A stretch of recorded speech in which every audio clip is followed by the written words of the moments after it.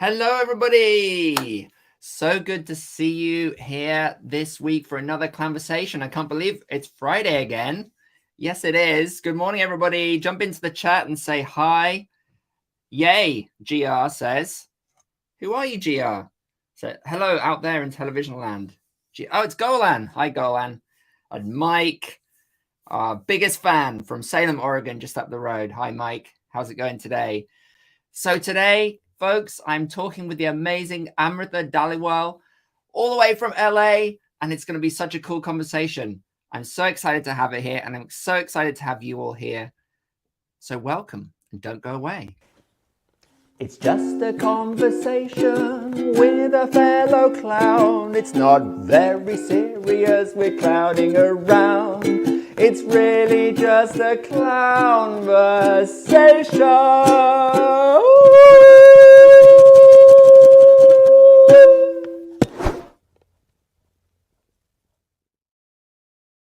Yay! Don't you love listening to my dulcet tones at whatever o'clock it is on a Friday morning or afternoon or evening? In just a moment, folks, I'm going to be talking to Amrita, but just a couple of things I want to mention first. Next week, a week tomorrow, on the 8th of April, we have our monthly Clown X Masterclass. And if you don't know, Clown X is a 2 to 3 hour masterclass once a month with an expert leader in the field of clowning. And it's kind of like Clown-versations plus, right? It's like added value. You get to spend 2 to 3 hours with one of these amazing teachers in a Zoom call and to really be kind of given a deeper, more intimate connection with that teacher and with their teaching and their ideas, and to do some practical interactive activities with them as well. If you sign up for it annually, it only costs $29 a month to do that. And we have some amazing teachers coming up. We have Moshe Cohen next week on the 8th, who is a fantastic teacher based in San Francisco who combines Zen Buddhism and other kinds of Eastern philosophy with the pioneering work of Richard Pachinko on the inner clown. The month after that, we have Olivier Ubterhove, who is doing some incredible work around dementia, clowning for people living with dementia and in hospitals. We have Patrick van der Boom, who's a huge celebrity in the clown world from Norway in June. We have Michelle Matlock, who's also just up the road in Seattle in July or late June. And we just have a whole lot of amazing teachers coming up. When you sign up for ClownX, you also get the recordings of all the past ClownX masterclasses as well. So it's kind of an added bonus. You can sign up annually. You can sign up just for the month. Just for the month is $39. Incredible value to get these, this amazing wisdom and knowledge from these teachers.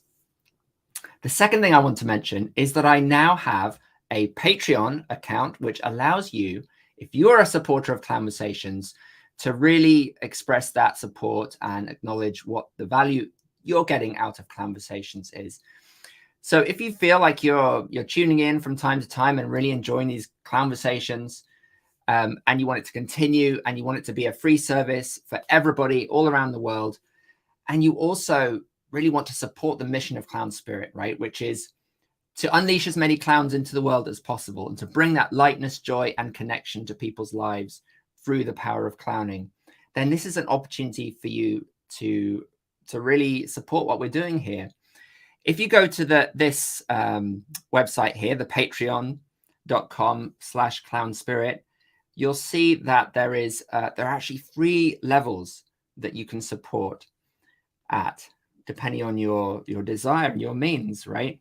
There is a $5 level, there is a $10 level, and there's a $20 level.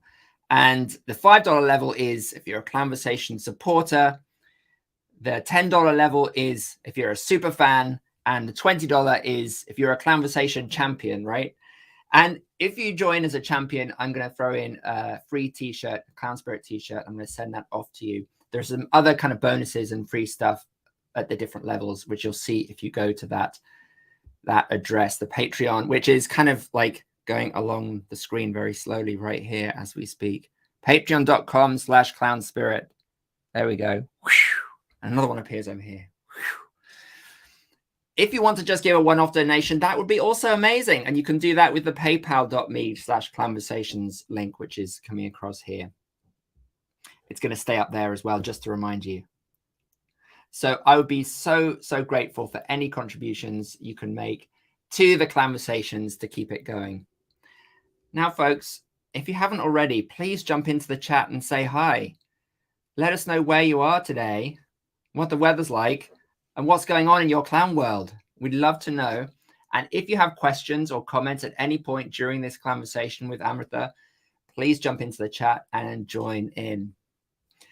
So, folks, Amrita is somebody that has been mentioned by a lot of my other guests as a collaborator, a contributor to the field, and somebody that I just had to talk to. Not only in the very amazing conversation I had with John Gilkey, but also with Robin Hanbrook, John Davison, and other people who've been working with Amrita. She is somebody that is influencing, I would say, is having an impact in this world of clowning. She has created some amazing shows that have garnered awards all around the world. She is a director. She is a teacher and managing director at the Idiot Workshop in LA. She is also a professor of comedy arts at the University of Southern California. She is a very prestigious person and a fantastic artist. So I'm very excited to welcome to the Clown-versation stage, Amrita Dhaliwal. Hi, Amrita. Hello. Welcome. Thank you. Thank you for having me. Yes, of course. It's such a pleasure to meet you. And we haven't actually met in person, but we did have an amazing phone conversation a few weeks ago where we kind of got this Clown-versation going. And I'm so excited to keep that going. So thank you so much for being here. Yeah, it's a pleasure. Are you busy at the moment? I kind of imagine you are. Yeah, actually, I'm gonna have to go soon, so I'm very busy. Well, like 5 minutes, 10? Yeah. But I think Golan can jump in, and this guy Mike from Salem and Deborah from Chicago, they'll do great. Yeah, Catfish, we can have her on. You know, I have to confess, Barnaby, that I was actually speaking with someone this morning, and I was like, oh, what is it with me and like podcasts? I always get like, I don't want to do them. But then that's why I'm so happy that we got to speak. Cause I was like, oh, I would speak with Barnaby and have it be recorded forever in time. And I think it's because the nature of talking about clown, when I think about my journey, my lens on it is always evolving. And so this idea of having this moment in which I'm fixed in what I think and believe is like, oh God, I don't want that out there. And so I guess what I'll start by saying is that we're probably going to talk about a bunch of different things, and that this much of what I'm saying is from my understanding and lens and knowledge and all the wisdom that has come through me. So this moment, Friday, March 31st, 10:11 a.m. Pacific Standard Time, and not permanent or fixed. Yeah, that's a really good point. I love it. Yeah. Yeah, because this is probably, and until the internet breaks, this is probably going to be available for forever, for a very long time. Forever, yeah, exactly. And that's horrifying. Yeah. Well, so let's capture that little snapshot in time. Like, where are you at? What are the big concerns and things that you're thinking about at the moment? Oh my God, that's such a big question. Do you want me to start with an easier question? Yeah, go for it. How'd you get into clowning in the first place? I was in Chicago. I was doing traditional theater and sketch and improv, and I was like, I saw a friend reached out to me and was like, hey, Red Moon, which the infamous Red Moon Theater, which is now gone. But they used to do really beautiful, really big spectacle, physical theater kind of productions. Yeah. They were having a talk by this woman, Paula Coletto. Oh, I know Paula. Yeah. Yeah. And they were like, I think you'll really like it. So I went, and she was like a 2-hour lecture on physical theater. And she specifically looked at 3 different territories. She talked about neutral mask, bouffon, and clown. And it was like one of those events that changed my life. Like it really was like this like massive pivot. And I heard her speak, and I didn't know anything that she was talking about. I'd really thought of clown as like Bozo the Clown, or like I no concept of anything that she said. And I saw this, and I was I wrote her a note after the 2-hour lecture, and I was like, I don't know what it is that you do, but I need to know everything, and can I meet you for coffee? And she responded, and she was like, and I looked back, and the note was like it was not well, but and then from there, because I was like, for me, a lot of my knowledge is grounded in also like scholastic study. So there's like the practical being in the space. And then I also like to study it as well. That's just how I learned, and a lot of repetition. So I was like, whatever class you're offering, I'll take it. And I kind of overnight became like an assistant admin. And then she has played like the biggest influence in my work and who I am as an artist. Wow, that's really interesting. I didn't know that. Although I remember having this conversation about Chicago. Now I'm thinking about it when we chatted on the phone. We were both in Chicago around the same time. Yeah. And I remember going to a meeting with Paula in her apartment, I think, somewhere in Chicago. And there were like a whole bunch of people there, and she was trying to get a physical theater school going. Oh, okay. And she brought some people together to kind of have a conversation about that. And I don't know where it went after that, because I left the town, but maybe Mark Frost was in that group. Yeah, maybe. Yeah. I just think it would be funny. It was funny if you were there at that meeting and we'd actually met and didn't realize it. I feel like I would have remembered Barnaby King. It's the name is kind of memorable, I know. Yeah. By the way, I like how you have your name kind of phonetically there below you, just to help us out. You're welcome. I take care of people. Did I say it okay? Yeah. But so I met Paula, and then that was it. And I still continued with sketch and improv, and then theater. But you know, I really found my love in physical theater, and then I ended up going on and training in it. And with Paula or yeah, with Paula. Yeah. And then anytime there would be a clown teacher that came through, I would like try and work with them. So and the thing, you know, it's interesting because clown, you know, depending on who you talk to, there's so many like rules and things about clown. And because I was kind of trying to learn from everybody, I didn't have that same dogma of what clown was. And probably also because it took me a lot of repetition to find my sense of like freedom and play in it. But something kept drawing me to it, even though, quote unquote, I was very bad. So yeah, I'm like really, and I think Paula she wasn't this like dogmatic teacher where she was like, this is what it is, this is what it isn't. She really, like in that Lecoq style, like created an environment of developing your own inner wisdom of yes or no.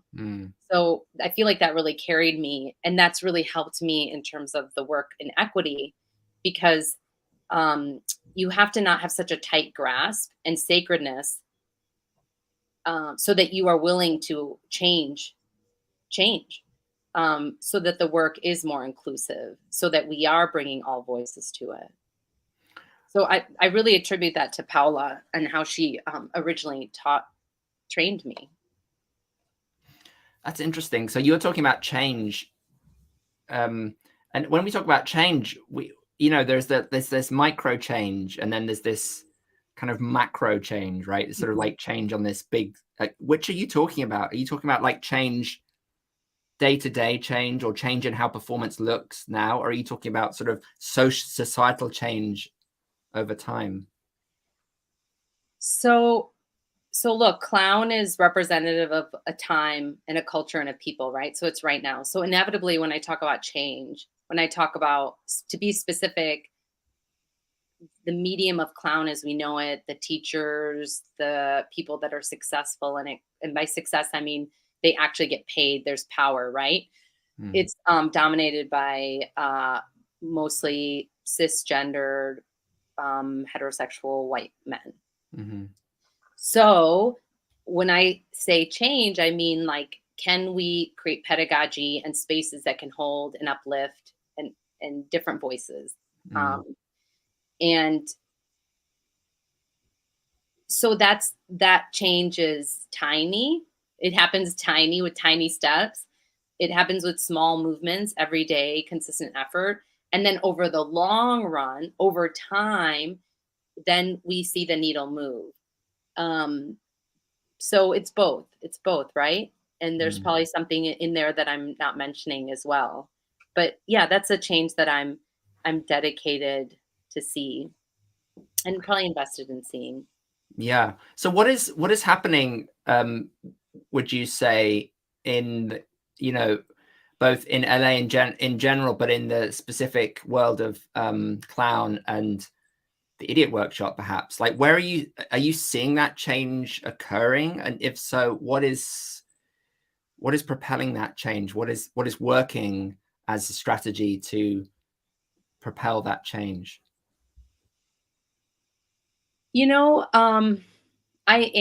This is a huge question. So I am seeing that change, right? And that very from a measurable, if we talk about this very tactically, are there more voices in a classroom? So we have a classroom. Is the classroom have more racial diversity and gender diversity? Yes, we are seeing it, right? So that's one piece. Okay. And then there are pieces that are outside of my control, which is like, you're still going to go out and perform in front of audiences and the ecosystem that exists. So then, I can't, I'm not in my work right now, I'm not integrated with a theater to be like, how can we create ecosystems that hold this? Very specifically, is the theater inclusive? Is it, is it wanting to create space for these voices? Are they seeking them out in terms of talent development, in terms of making sure their bookings are representative of that? So, and then outside the classroom, we're like working on pedagogy. We're asking these questions. It's the work that I've done with John Davison as well, with John Gilkey, also with other teachers in the Idiot Workshop, and then the work of like Amrita Dhaliwal and Christine Saxman, who they helped to did our first facilitation around white racial consciousness for the Idiot Workshop. So these are just like two of the pieces that I'm naming. There are so many pieces, right? And the more and more I learn, the more and more I realize that, like, if I look at all the work that needs to be done, it feels like it makes me want to be like, I quit. This is drowning. So I'm not meant to hold all of it. Actually, I'm going to hold it with you. You and I, Barnaby, are going to do it. Everyone I talk to, we're all going to do it together. I really, so much of this is possible through conversations like this, asking questions, being open to change. So to answer your question, yes, we are seeing change, and we still stumble back. We make mistakes. And then we're realizing that it's going to be like on a community level, like maybe in like 5 years, we'll be able to say like, wow, there's like a market difference if you're a performer and you come to the LA clown scene than if you are in another city. But it takes the involvement and connection with many groups and individuals, and we're talking about institutions that have the power too. Yes, and in a sense, you're an institution, but a small one. Yeah. Relative to some of them, but still you have sway. And so the constituency of the workshops changing is one thing, and presumably that has to do with the way that you market the activities, the events, the offerings. But also, what about what happens in the classroom? What is it are there things that you feel you're doing differently or trying to do differently in the workshops, in the classroom, that are to do with this issue of equity? Yeah. This is also, let's just get into it. I was actually talking to John the other day, and I'm going to read this quote. And John, I was like, John, did you say this or did I say it? And then I wrote down my own quote. But it's so the idiot doesn't say it's clown. It doesn't use the word clown, it's idiot. And I think that there's some nice space in there so that you're not held to the rules that is, I love what Aitor Basari says in the book of Clown, it's written, so he's being playful, but it's like, there's a way that, and I understand why there's a lot of dogma or sacredness around this form that is like about your individual play, because then you're like, oh, I found this way that I'm really funny and I do it this way. And this is how you do it. Because, it was about your own self-discovery. But here's the quote. So to define the idiot is antithetical to the conception because it's your individual ridiculousness. By saying what it is and isn't is a denial of what it can be in all of its wild colors and flavors. So to answer your question, like, what are we doing in the classroom from a real pedagogical space? I'll give one example because this is one that I'm laughing at what Golan said. Yes, the Book of Clown. Is the emphasis on failure or the emphasis on vulnerability. So if we just look at vulnerability, for example, that doesn't mean that vulnerability doesn't play a role in certain people's journey. However, some people, when they come in that room, it's already vulnerable. They're already super uncomfortable. It's more challenging to get into a state of play. And then to go on stage and then be vulnerable when in the room, they're walking around the world vulnerable. And whereas some people, they're not vulnerabilized identities. So they can come in, they can go on stage, take off, they can put on, or I should say, they put on the backpack of vulnerability, and it's like really fun and playful, and we all love it and we laugh. And then they get off the stage and they can take that backpack off. Like, it doesn't carry, that's not on them all the time. So for some people, so you can't say get everybody in a vulnerable state, get them this idea of being, I've heard some teachers talk about it and like, is the student available? And I'm like, if the foundation of this, and everyone has different ideas of what it is, but if the foundation is play, that I can get on board with. I don't necessarily now get on board anymore with saying that everybody has to be vulnerable. Yeah. I don't use the word that often anymore. At one point I did, though. So this is where it's like, it's a moving target, right? Because we're learning, and we only learn by going into the space, trying something. It's really like a clown process, and you fumble, it doesn't work. And then you learn, okay, I try again. I go read all these different books. I'm doing my own internal work, and then I try again, So vulnerability is just one example. I think vulnerability is a really interesting topic, isn't it? And John, I've had this conversation with John Davison because he has a very different take on clown. I think it's not really to do with vulnerability. I mean, failure is something we can play with, right, on stage. The failure, the kind of acknowledgement of something failing. And also vulnerability could be interpreted as risk, right? Taking risks, doing things that we don't know if they're going to work or come off well, being in the moment, responding in the moment to audience or to what's going on around, leaving the script, these kinds of things. I feel like when I perform, there is just inherently vulnerability, but playing vulnerability in that way that I think sometimes clowns are encouraged to do, like here I am, here's this kind of like laying bare is a different kind of vulnerability. And I think that's more what you're talking about, this kind of like I'm just going to allow people to just see everything about me, see who I really am.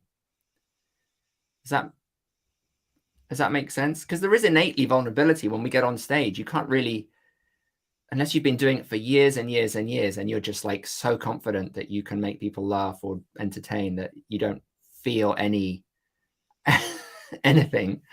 You know, when an individual puts themselves in front of like hundreds of people or even 10 people, that there is already like a power dynamic. There is already like, make us laugh, entertain us, do something. There is vulnerability in that inherently. So maybe we don't need to like push, be more vulnerable. Yeah. I mean, sure, that's a valid point, right? Like just the nature of having a whole room of people watch you is scary. You know, we're all looking at you and all your gestures tell a story, your movements, and that in of itself is already, without naming it, without saying be vulnerable, right?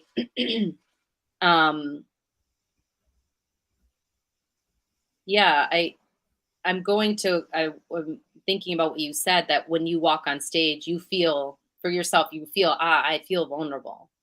Is emotionally, that what you do? Yeah.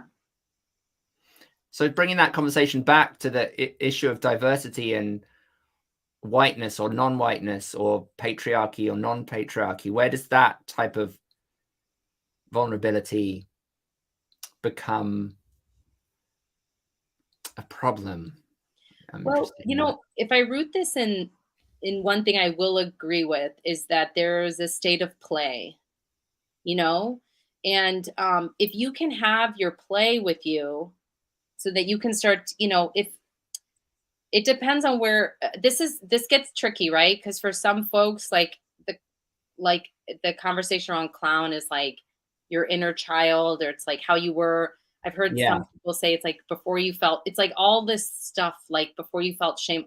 So if for me, what I hear in that is there's a collapse of the performer and this character, right? The clown. And then it's like it's collapsed, it's one. But if for you it's there is some distance, then I think the vulnerability has to be, if we're talking about vulnerability, there should be a state of play. So that, oh wow, this feels scary, okay, they're all looking at me and I'm still in touch with my play. There's something here, there's space for me. Yes. These are not rules. This is just for me. And then if I'm working with a student and I see that play isn't available, then I'm going to stop. I'm going to scale back. I'm going to pivot, because because now for me, I've entered into a different territory in which I want to, and then we get into like safety and comfort. Yeah. So I'm curious, like, are there examples that you can think of from workshops where, you know, practices that you have in your workshops, not just you, but at the Idiot Workshop, which have been developed around providing that sense of safety within this form that can be quite a vulnerable form? I mean, I don't know. It's a great question. I mean, sorry, I'm like suddenly like, do we have anything? I'm like, does clown have anything? Yeah, I guess to like, look, the exercises within themselves are supposed to make you off balance. Almost every clown exercise, right? Right. Regardless of whatever you're talking to do, all about like a little bit of like, in the attempt, in the risk. But I do think that the space that you create is what creates the safety. Okay.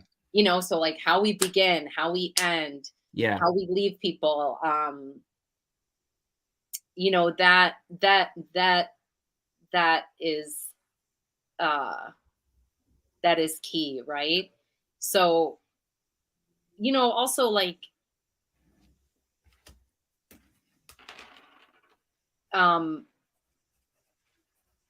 it's really important that when something happens in the room, Let's say someone gets on stage and they do something that's harmful. They say something that's transphobic. That this is tricky now, right? Because one is we're pulling people into this unknown and we're saying, you know, play and do things, and then they do things from this unfiltered space. Yeah. And so we have a responsibility. This is my responsibility. I'm the one who provoked it. I'm the one who's holding the container. It is now my responsibility. This is my personal belief that I hold that moment. I don't ski past it. You know, I don't ignore that it happened. I hold that moment and we pause and we process it as a group with the people that are there. And I really now trust that conversation is not a distraction from the work that we're doing in that room, that it is in service of it. And so that's a really important piece, right? And I think what I have found is when I talk to sometimes other practitioners in the field, again, there's so much like sacredness and dogma that this idea of touching the curriculum is terrifying. So I'm like, okay, don't touch the curriculum. Just touch the space then. What's the container that holds the curriculum? Great, don't touch the curriculum. How can you bring in more voices, right? How can you as a teacher be more intentional? Can you have in the UK, they Spy Monkey's doing a brilliant job. I'm using brilliant because they like to use brilliant a lot. They're doing a really nice job of like thinking about all the ways that they can have more, and they don't use the word equity there. They use the word equality, have more equality in their work. So they're making shows, they're offering bursary spots. They're doing it in many different ways. So for the teachers listening, possibly, that are like, yeah, I don't want to touch the curriculum. Great, you don't have to. You can do this by allocating spots, making sure that half your class is BIPOC. You know, you can do this in many ways. You don't have to touch the curriculum if you found this is what it needs to be. Great, you do it. And so for me, I'm like, hey, just do it in any little way that you can. Yeah. And then as an ecosystem, we can change. And even for me, like any work that I'm doing, I say this to anybody, I'm like, here, use it, take it. I don't have ownership of this. This is wisdom that's come to me from so many different places. So it's not mine, it's yours. You use it. It's for all of us. So, and I work in that way too. So I even offer, like, I got trained in seed facilitation. So I'm doing that with the Idiot Workshop, but I'm also like, any institution that wants it, I'm like, and in the clown world, I'm like, I will do it for them too. And that's like my seva and my commitment to, because I love this work. I love this community, and I want it to be able to see bodies like me, but everybody, you know, and this is important too. By embracing me is not to say that, Barnaby, you don't have a space here. And I think sometimes people think that by making space for everybody, then we have to push some people out. That's not the case. By making room for all of us, by making room for me, that means you still get to play. And if anything, we'll have more fun. You'll have more fun, I think. For sure. So that was a really long answer. No, I you can talk as long as you like. This is your conversation. I was here to listen to you. Yeah, so it's many pieces. So the container is something that I wrote down here, which I think is an interesting concept, right? So we can take old forms, potentially, like old games or exercises, which might, in one context or container, be seen as kind of patriarchal or kind of reinforcing some kind of dominant power systems. And we don't have to ditch that whole thing.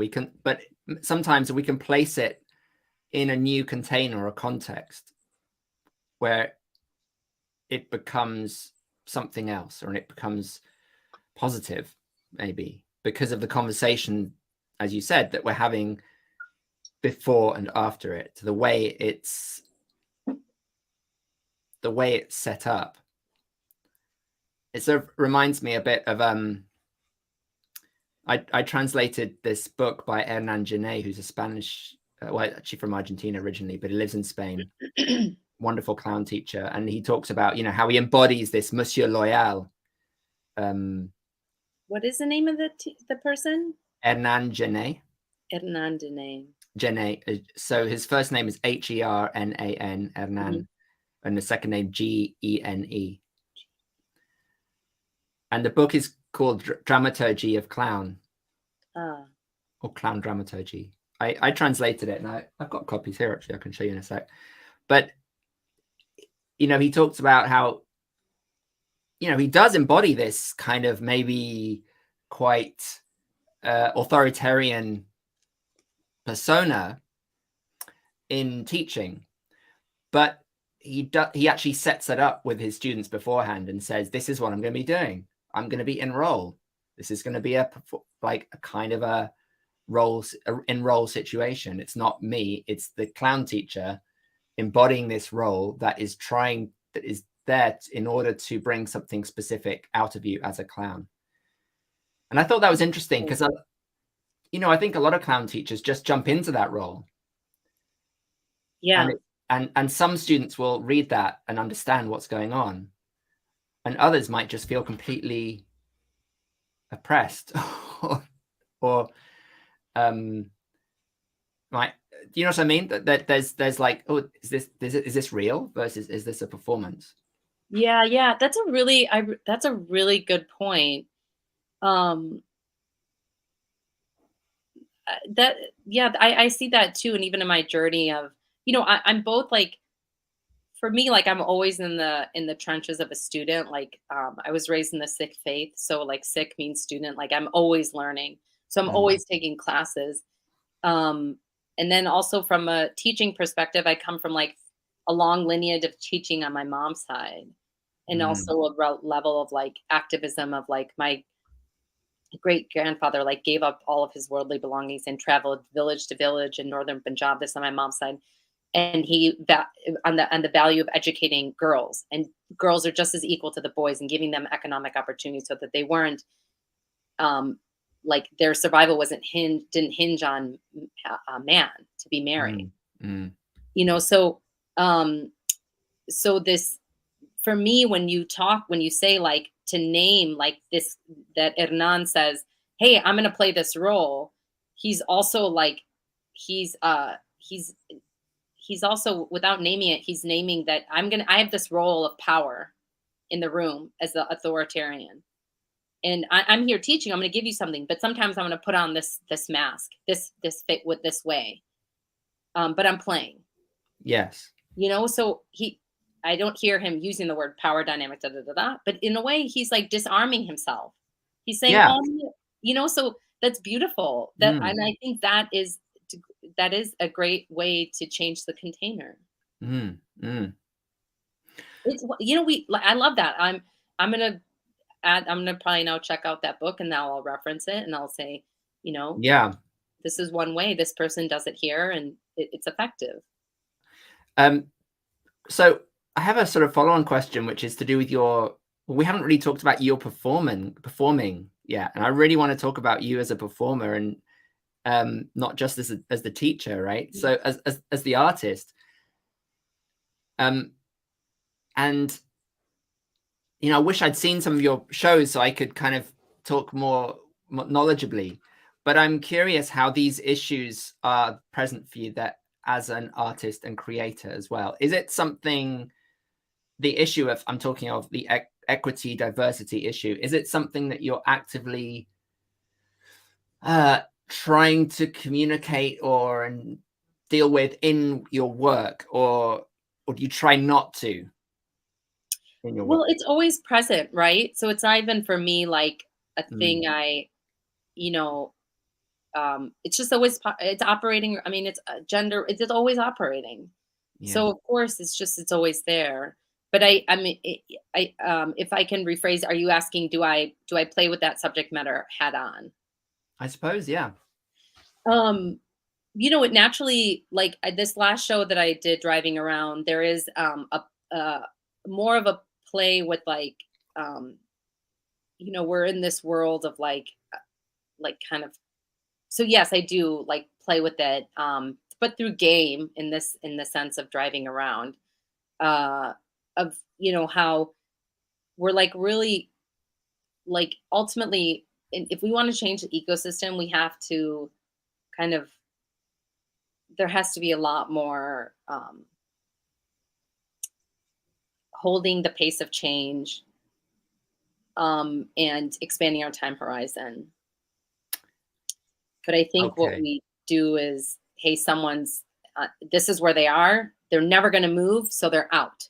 And this is, it's not going to move the needle. And that's not to say that there isn't a place for that at certain times with certain things. Yeah. But that's not the only tool that we have.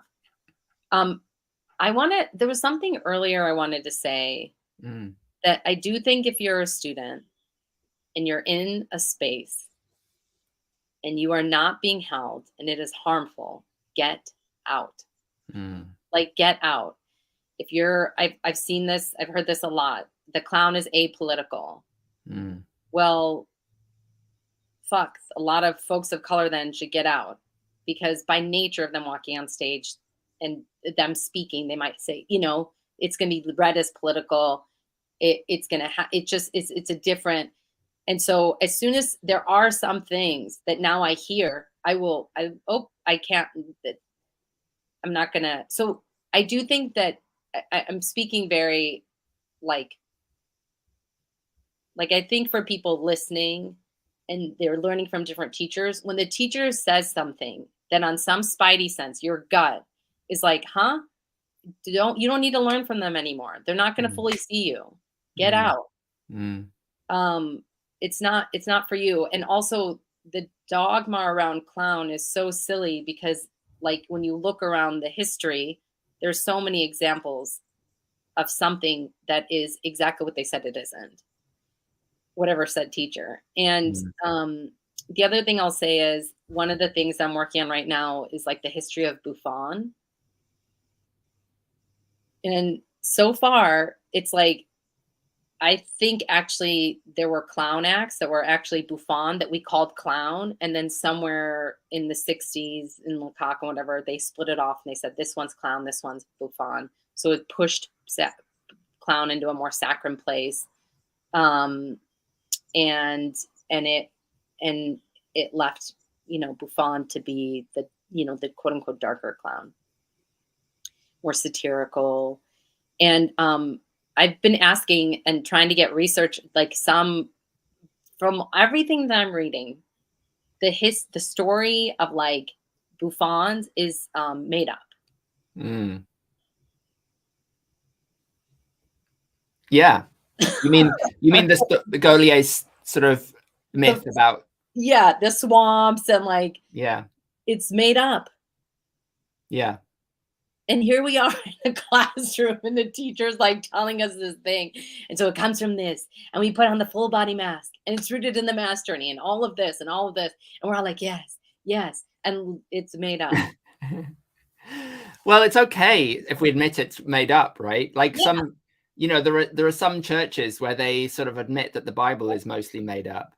But they're still church, you know, they're still there doing their church thing. And I love that. It's like, it's okay. We make up stories all the time. Like that's what story is. Yeah.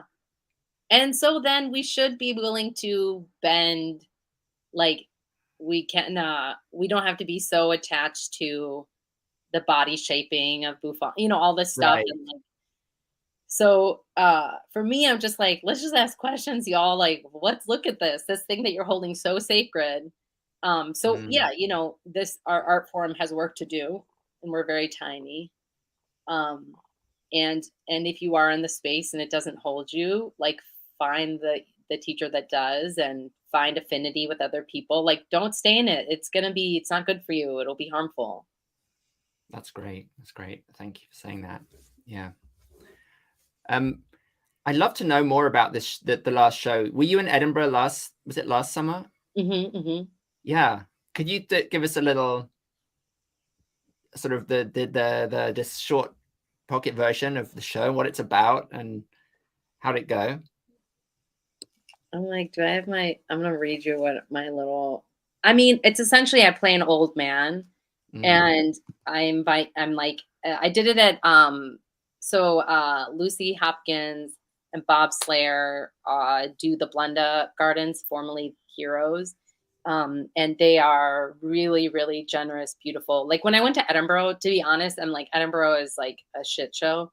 And it's like everyone's like a theater festival. I'm like, it's like an American, like the equivalent of the US is like, it feels like the same thing as a music festival, but like instead of like Coachella outfits, it's just everyone's like it's still a lot of debauchery and drunkenness and like lots of crowds, but they're just going to theater, instead of music. So there's many similarities. I mean, they don't have the same outfits because the weather is what it is, but I swear if it was in a hot climate, they would be like Coachella vibes all the way. It's also very expensive. It's so expensive. We're very exclusive. Like tickets now, like minimum £20. Yeah, it's just like it's this weird. So, anyways, I didn't know about. I kind of stumbled into Edinburgh because the show that I did, The Living Room. The person I did it with, they really wanted. They were like, "Let's go to Edinburgh," and I was like, "Okay." I didn't know about it as a festival. I didn't, And then I went and I did a full run. That was The Living Room. Yeah. And I was like, "Oh, this is really fun, but a shit show." And then, but there were people there that I really made a wonderful relationship with. And that when I was on the ground there, I was like, oh, this is like what the Fringe could have been like, or I think what it was in the beginning. And so when I met Lucy and Bob and saw what they were doing, I was like, oh, this is it for me personally. And so then when I came back, I was like, oh, I want to work with them. So I've come back. I've done Edinburgh again, but I've now only done short runs. So last year I did a 5-day run and I made a show specifically for their venue on the bus. And I every time I go, I meet such rad artists. I love the work that I see there. And it really feels like in this special way. And also they're kind of tucked off. I can't even remember the row. They're on Potter Row and it's like tucked off into this special place. It's not so crowded. It's really a magical ecosystem. And I like, for me, I feel like I go to the Fringe, but I really just go to the bus and the Spiegel Yurt and this world and environment and ecosystem that Bob and Lucy have created, which is like really, really amazing. I met Dre Spisto there, who's become a dear friend, and I love their work, and it's been, so that's Edinburgh. Yeah. I remember that bus. I know what you're talking about. Yeah. And the little Spiegel tent, Spiegel Yurt, did you say? Yeah. Yeah, it's cute. So we only got a few minutes left, Amrita, and I'm just wondering if anybody watching has questions, because I've just like hogged the questions this whole time. I'm just going to look back through the chat. There was a question from Audrey. Let's see. Can control in ecosystem be met by booking in certain neighborhoods if stages are available, if there is a want? I think, okay, so I'm in LA. I'm only going to speak to the ecosystem here. Space is really expensive. Yeah.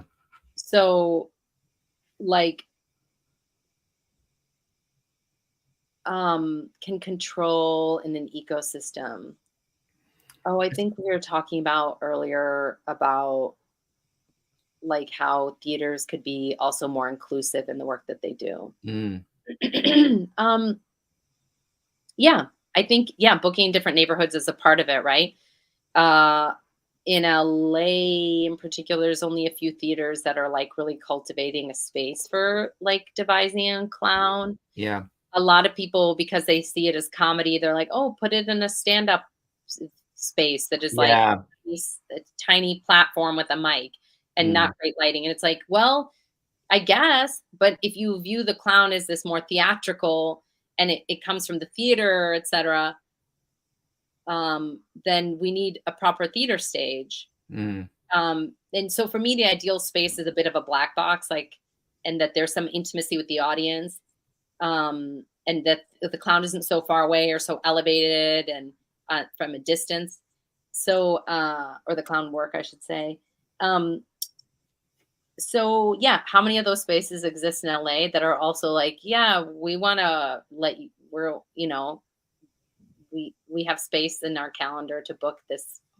Yeah. And also that people of color are feel welcomed in, or totally, or are culturally used to going to, right? I just tend to think of those black box spaces as being sort of white preserves almost. And that's maybe what Audrey is alluding to here. How do we kind of either change that or get out into different kinds of spaces?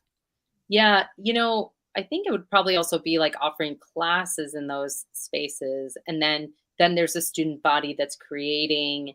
Right. And then you also collaborate with like existing artists there. So maybe it's like co-pros with maybe work that they're doing. And then, a little bit of this. And so that becomes the beginning. Like you just take the easiest, the available path first. So yeah, I think that's a way. Yes, that's an interesting idea. Now did you have the Mick Barnfather already, or is that coming up? It's coming up. Yeah. Coming up. And then John Towson as well he's coming to LA, isn't he? Yeah, but I'm not organizing John. Okay. Yeah. I organize workshops. So I'm curious, and I think I asked you this on the phone as well. And it has to do with this, coming back to this question of like changing our horizon and the sort of scope and scale of what we expect.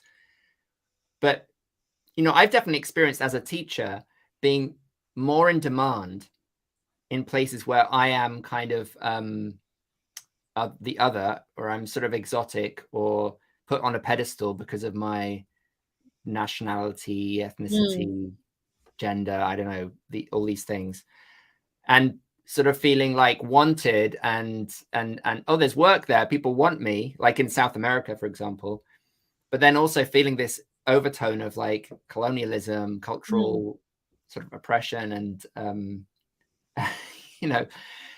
so bringing Mick Barnfather, bringing a British white male who you earlier alluded to as being kind of the dominant force in clowning, and giving them a platform, doesn't in some ways that seem to be antithetical to what you're trying to do? Oh yeah, absolutely. Absolutely. I think that's like the challenging piece about this is like, so for me, I was like, oh, I want to help to train the LA community. It would be great if we had more teachers, and also this training of clown that people seem really drawn to in I'll just say the lineage coming out of Jack Lecoq. Because John Townsend came through. I thought he was really lovely, but it was a lot of like hat tricks and stuff. And the workshop was not sold out.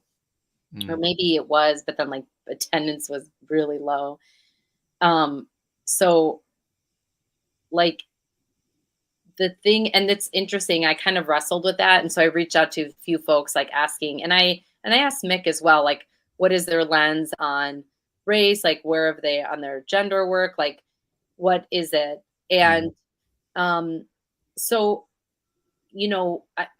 I bring Mick over with the awareness that he is a voice that is the dominant voice.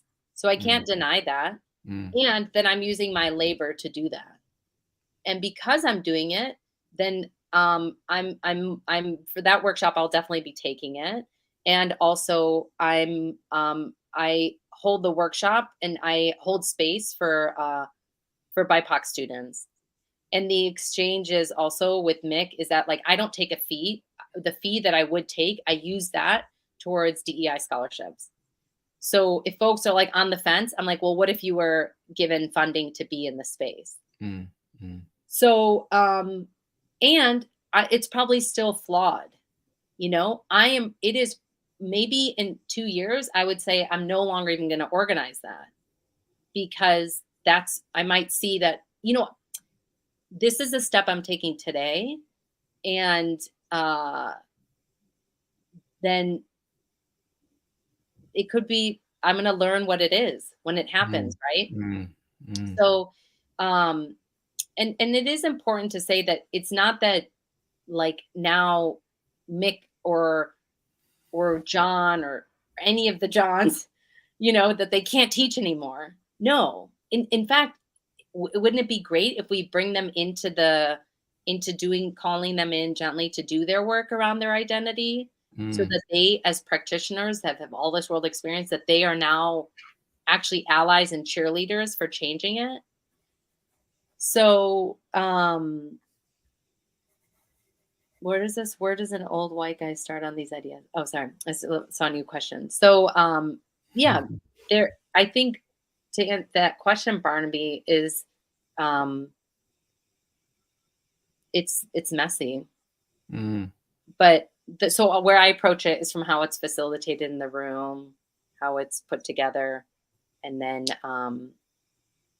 yeah, if in working with Mick, I'm like, oh, this was it's not helping or whatever. I'll learn whatever I learn from it. Yeah. The community learns from it. And also I open up the floor for any workshops is like feedback, like, hey, there's a lot of tactical questions too, like location, like funding, what worked, what didn't, but then also a general, like, how was the workshop for you? How did you feel about it?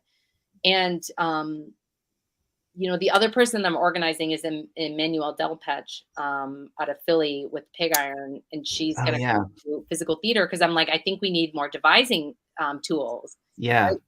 We don't. Now I feel like the community has really nice clown. Now we need actual tools on how to build, because we're just using our clown to build, and that's not how you build a really beautiful show. You need devising tools. So now my focus is starting to get more towards more of the foundational stuff, because I think that community would benefit from that. Yes, empowering people, right? Because they need the tools, the practical craft of creating work that allows them to then be more effective and more confident, when they put themselves in the vulnerable situation of being on stage. Yeah. But I really appreciate you asking that question, because there's a duplicity in it. And I wrestle with that too. And yeah, maybe my perspective on it will shift. But right now I want those, like, really brilliant, those great teachers that have shaped so many voices. I want them to join this side too. And to be advocates and allies and cheerleaders for bringing in more people into the work. So yeah. I was just struck by the word duplicity that you just said. And I just looked it up, because there's a standard definition of deceptiveness, but one of the definitions, which is in the word, if you think about it, is the quality or state of being twofold or double. So I think it's a really cool word, and I'm going to use it more. Yeah. Duplicity, because it's not just about being deliberately deceptive. It's about maybe being able to hold two realities. Yeah. And kind of allow for those to be coexistent, and not, saying, well, we have to go completely in this direction in order to stop being in this direction. Like, there's the reality of the world, and then there's how we want it to be. And we have to kind of dance this tightrope as we negotiate change over time. So I love what you're saying about this expression you had of gently inviting people in to explore to work through their own identities in a way. I think that's idea. There's a teacher in the Idiot Workshop, Mira Kumbani, who I'm going to take her class, because I'm like, I really want to learn from another woman of color. And so, I'm taking an idiot class where I'm also the managing director, and I also teach there. But I'm like, I really want to learn from Mira. Great. Mira right now, this is what Mira is teaching. Great. I'm going to go take that. Yeah. So, you know, there's this way in which like because like really when you learn from me, it's like the illusion that I'm teaching you just what, like you're also getting the wisdom of the generations of ancestors, all the things that have shaped me. The way that I hold that room is also all parts of me are holding that room. How I can be strict around the craft, that's my heritage speaking. That's my like ancestor, you know. So for me, when I think about who I want to learn from, I also want to learn from these rich cultures and people and voices and bodies and outside of the ones that I'm continuously getting. So I think as like students in this space, we also have agency to go to these different teachers wherever they are. And you're in LA, there are those teachers do exist, so go learn from them. So there we have to, I think the tricky thing too is we can't, there's this way in which we can be like, it's all shit, it's all bad. It's like, no, you have to find the piece. You have to find where you do have agency and where you do have something that you can do and do it. Because it's going to happen with us all doing it together. Well, I think that's a beautiful, beautiful note to end on. Yes. Call to action. Let's do it all together. Yeah. Well, Amrita, thank you so much. It's been a very, very delightful and inspiring conversation, very real. So I really thank you. Yeah, thank you, Barnaby, and for all the folks with lovely questions. Mike had one that maybe you can write him an answer. Yeah, I think in a way we spoke to it. You know, there is in the clown workshops, right? There is space to explore these things, especially in LA. So go to LA, Mike. Yeah, come to LA, Mike. Yeah. That's a really funny profile picture. All right. Well, yeah, thanks everyone for tuning in. And thanks so much, Amrita, for being with us today. I hope you'll kind of stay connected with the, you know, the Clown-versations and the clown spirit community, and hope to have you back. Thank you for having me. Yeah, it's been really lovely. Awesome. Okay. Bye, y'all. Bye to you. Bye, Amrita. All right, folks. Thank you so much for tuning in, everybody, again, for another amazing conversation. Next week, I'm going to be talking to Jos Hauben. Jos. You say it right. Jos Hauben. And he is a teacher at Lecoq, amongst other things, and a very amazing clown teacher. So that's going to be a cool conversation. Thank you so much for any and all contributions to the Clown-versations. I have, as you can see up here, patreon.com/clownspirit, where you can become a monthly contributor to Clown-versations, keeping them going, keeping this really important conversation going across, because, you know, in the clowning world, as I've known and seen since the very first time I started doing it, there are these divisions, there are these disconnects and conflicts. And so my mission in a way is to bring these voices together, give them space to be heard, and to realize that there is maybe more in common than we think. So very, very grateful for all your support, all your contributions, whether it's monthly or it's a one-off contribution on the PayPal. And come along to Moshe Cohen's ClownX Masterclass. That's going to be next week, Saturday, April the 8th. And the sign up for that, which I'm not sure if I gave you earlier, but if you're interested, it is right here. go.clown-spirit.com/clownx. And you can see all the past people we've had, all the people coming up as well. And if you're not signed up for it already, sign up, get in there. All right, folks, thank you so much. And I'll see you again next week. Keep clowning.